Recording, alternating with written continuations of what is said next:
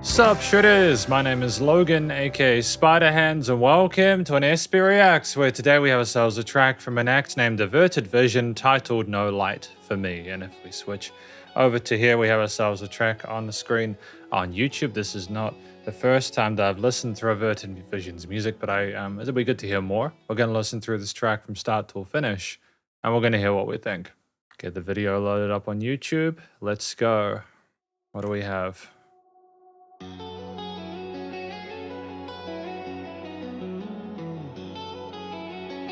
I mean, I think the tapping elements are quite cool.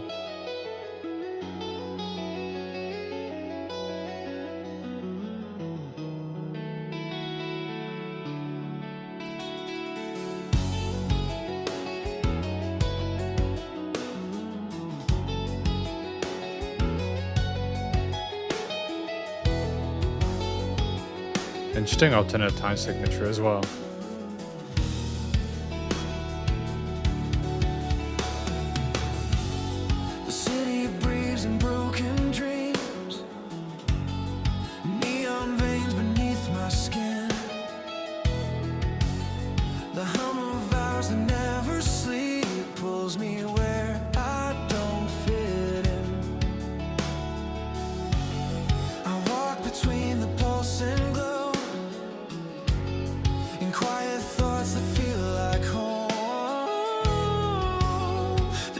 Could use a head voice there.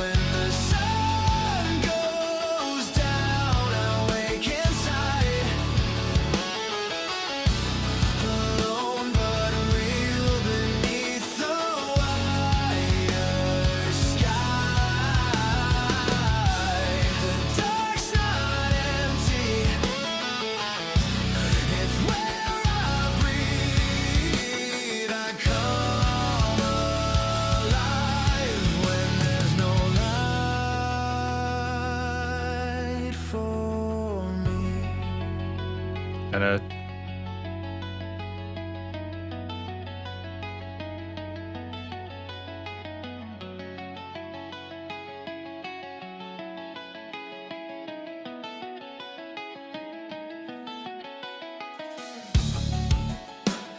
talk to the silence. Wasn't really ever expecting. We've had a lot of different styles from AvertedVision. I wasn't expecting kind of gentish, kind of progressive metalish kind of stuff. It's an interesting sort of turn. It answers in waves. I'm holding the stillness. No one to say.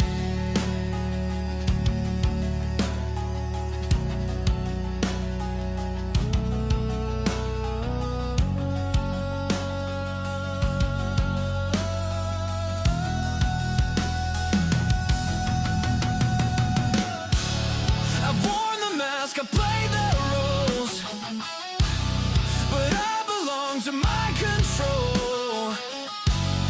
In quiet rooms I build my frame and light my thoughts without a name. Through sleepless eyes I see more clear. The noise of day can follow here. I breathe alone but not in vain. There's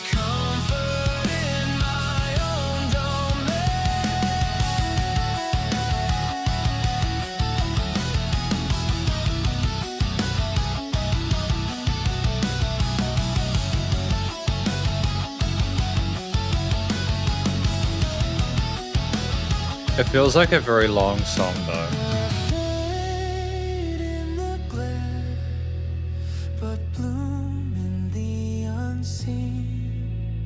This quiet despair turns lucid, serene. When the sun goes down, I wake inside.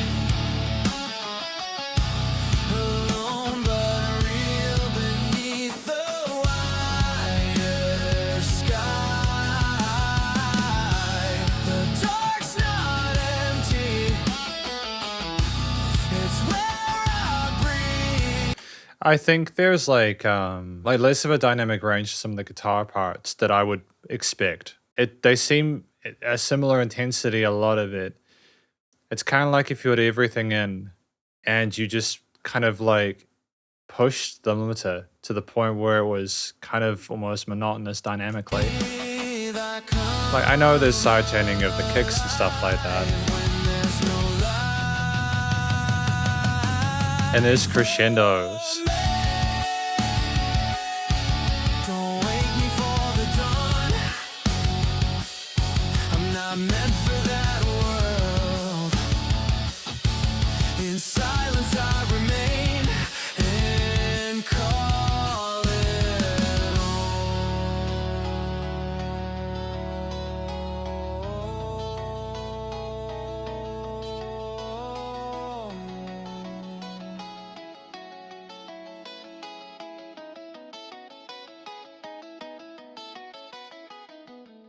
I mean, like in terms of just general proficiency compositionally and production wise, I think a lot of this is good. We're going to talk about it more in the conclusion. And so, welcome to the conclusion of my review of this track from an act named AvertedVision, titled No Light for Me, where we're going to talk about a few things that I appreciated about the track, as well as any applicable constructive critique, and finally my overall thoughts on it from like a personal listening perspective. But first of all, what do we think this track is about? I think this track is about someone basically describing how they don't feel comfortable in this world that surrounds them. They can either be a part of the darkness and kind of do their own thing and stay away from the light and kind of be in the shadows, or they can try and be a part of the, underneath the wide skies and be a part of what everyone else is doing and sort of, I suppose, maybe be a part of society, be a quote unquote normie. I'm not sure, but either way, I think there are people that'll be able to relate to this story for sure. I think that it's a story that will make sense to people. In terms of things that I thought were done well with this, I feel like there were occasional parts with the vocals where we went into our head voice where it was just really charming. It was great to have that range there, and the tails as well, the occasional vibratos were really nice there. It seemed like a very measured performance. I do appreciate that they were trying to sound sincere throughout a lot of it. It's good. It seemed like at one point I said it sounded like a long song because it was a slower track with a lot of context. And I wonder whether we needed this track to be 5.5 minutes, or whether we kind of got the story within the first 3. But all respect and coming to the level of the track itself, I appreciate that we had a lot of stuff that we wanted to discuss, and that's fine. I think, we hit the notes we needed to. They harmonized neatly with quite complicated, sort of at times, arrangements harmonically with the guitar parts especially. And my stuff on the mic was good. I think there are a lot of really cool ideas on the guitars. There was some really neat sort of tapping parts there, exploring different arpeggios, and it was something I haven't really heard a lot of recently. It had a kind of neat kind of like twist on it. A lot of the stuff I've heard from like AvertedVision is sort of more sort of like bluesy rock oriented, or there's been heavier power chord elements and sort of more sort of melodic metal solos. But I haven't really gone for the sort of gentish progressive stuff before. And you can hear little kind of like slides and little hammer on and pull offy parts there, and little nuances with the intricacies of the techniques involved. And I like the fact that we allow the bass to be present in certain parts to let this sort of guitar be more of a higher end element. They're sparkling in the sky with their reverbs and delays. We have these clean guitars which play these really neat clean arpeggios there. And I do think when we come in with the power chord elements there's a kind of a weird hiss to the sound of distortion, but I think it's just the guitar tone they've chosen there. It does sound heavier, for sure. And there's like other leady elements, sort of solo parts there that decorate this piece. And while I feel like this is a song with a lot of different ideas that are connected through similar tones and textures, and I understand a lot of the decisions here, I'm not sure if the guitar parts necessarily told the story that they wanted to. I don't know whether the color and the jazzy extensions on the chord progressions are meant to insinuate a complication about the feelings we have here, because they seem fairly resolute at the end about where they want to be. Maybe they're trying to discuss the nightlife and it's meant to sort of replicate that with the complexities, the harmonies, I'm not sure. But like just tone, like in terms of the actual chord choices and all the different riffs, I appreciate the variety with them. And I think when you combine it with the bass and drum decisions there's a lot of cool stuff to appreciate. I think finally it's the rhythm. I appreciated the change in time signatures. I thought it was nice to work through different ones. I think it can be very easy to play the safe option and just stick with 4/4 or even 3/4 or 6/8. But to go between different ones, like there was some like 12/8s or like 7s or something like in the start. I'd have to go through and remember it, but I explicitly remember it not being in 4/4, or at the very least they're polyrhythmically doing it, or they're doing some polymeter stuff.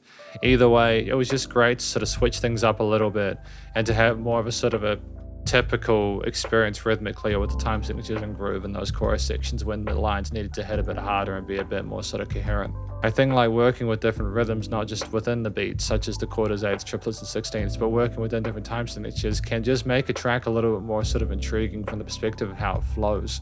You know, you can make it can be further segmented and differentiated and apart, and it makes it seem a bit more sort of like mysterious and opaque when you do that. I think so. Basically, for me, it was the vocals, the individual sort of like riffs, like on the guitars and stuff like that, as well as the rhythm choices, like played with the drum kits and stuff like that. And in terms of constructive critique, it's a tricky one because if I look at what's being done musically, it's a tight performance. I think, aside from a few moments where I wasn't necessarily so sure about the tone and texture of certain parts, like the distorted guitars and the chorus sections, I feel like the fundamentals of music theory and composition were adhered to. There was dynamic range, but it was purely from an actual sort of like compositional perspective. The track itself seemed very constant with the intensity of it, to the point where I think that's maybe part of why this seemed like a long song. If there have been literal moments where like it had kind of literally gone down in volume, and as someone who does sort of audio production, I can hear when there's a difference in that. Just for space and gaps and moments, there was just consistency across this where like on one hand it's like, yeah, we want to keep the listener interested, but also we can let the listener make their own decision on whether they want to continue. I know it might sound like I'm being harsh there, but I'm looking into the camera, I do want to enjoy this music. It's just that if I'm not transparent or honest about this kind of stuff, then it's just pointless for me doing reviews. In terms of how I felt from like an actual human like listening perspective, while I appreciate the quality and what's going on here and the advancements in technology and everything like that, and I do appreciate that what we've been able to do in such a short space of time, I still feel as if I'd prefer to like just have a bit more sort of range in it, you know, just make it a bit more sort of human, you know. And I know that's unfair, but I just feel like because of the dynamic range in the post-production, at least, it just seemed a little bit stale. It was like we were trying to put together a whole bunch of things that we thought would be cool, but didn't necessarily know how to combine it with the lyrics in a way that was coherent. The vocals were safe enough to sound cool from like a poppy catchy perspective, and there were some moments where I did sort of feel the angst from the singer, but there were other times where it almost sort of seemed a little bit just kind of like, oh, we know we need to sing these because they're safe note choices, and I just didn't get any sort of drama from it. I think that's just how I felt about it. I mean, overall though, I think it's mostly positive. So thank you very much for watching my review of this track from an acts named AvertedVision titled No Light for Me, and hopefully you enjoyed it. If you did, please do go show them some love via their various social medias and YouTube page. Stay cool and stay safe, and please remember to support your local musicians and artists at this point in time, as they need the help more than ever with all the crazy stuff going on in the world. And I'll catch you for the next SP Reacts. Spiderhands out.